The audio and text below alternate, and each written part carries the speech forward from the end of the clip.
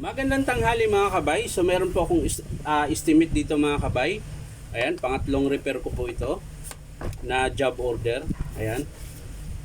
Ano ba job order nito? 39263 mga kabay. Ayan.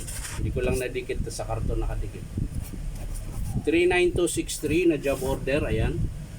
Ang model nito mga kabay, ito yung nilabas lang sa mall to mga kabay. Wala to sa amin.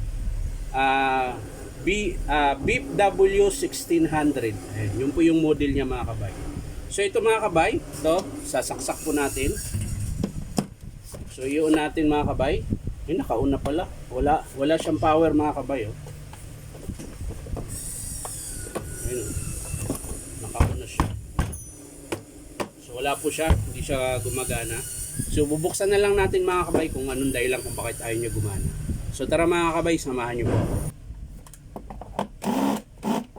Oops, bakit gano'n? Bakit ayaw?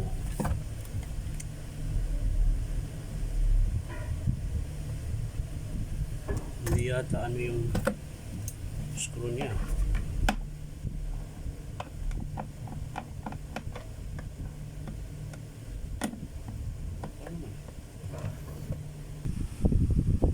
So ayan mga kabay, pansinin nyo po, nabuksan ko na siya.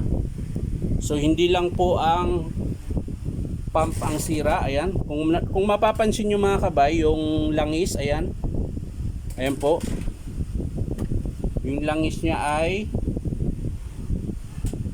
ayan mga kabay, yung pinakalangis niya ay labas na. Tsaka yung may nung binuksan ko, may nalaglag na mga bearing.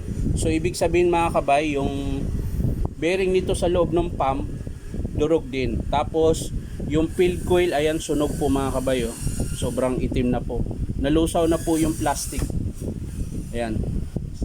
Ito po, nalusaw yung plastic dahil nasunog po yung field coil. Ayan. So assembly po yan mga kabay, motor. Eh pati pump niya mga kabay sira na rin dahil nadurog yung bearing. So ang estimate natin dito mga kabay, motor tsaka pump. So para na siyang bumiling bago. Ang alam ko yung pump nito mga kabay is nasa 2.8. So yung brand new nito mga kabay, nasa 3.5 lang. So mas maigi pang bumili siya ng bago. So yan lang mga kabay. Hindi ko na po bubuksan yung pump niya dahil assembly po naman siya. Tsaka ayan, durog po siya. Kaya ang gagawin natin dito mga kabay ay isasara na lang natin. Ayan. Pero iba yung pump niya mga kabay. Iba yung lagayan ng ano. So yan lang mga kabay. Maraming salamat sa panonood at pa-like and share na rin po. At syempre po, subscribe nyo po ito akong YouTube account na Inom Tabay.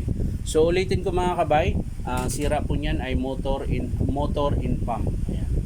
Dahil sunog nga din po yung motor at yung pump din, durog yung pinaka bearing niya sa loob, yung nagpa-pump, yung may mga spring mga kabay. Yun po yung papalitan dyan. So yan lang mga kabay, maraming salamat. Bye bye.